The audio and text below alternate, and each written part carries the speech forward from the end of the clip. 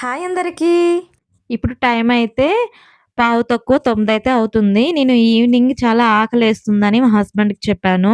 సరే బయటికి వెళ్లి ఏదైనా సమోసా ఇట్లా ఏమైనా తీసుకొస్తానని చెప్పి మా పాప, మా ఆయన వెళ్లారు. ఇంక ఇప్పుడు టైం చూసేసరికి 9 అయింది. 9:00కొచ్చారు డిన్నర్ చేసిన టైంకి.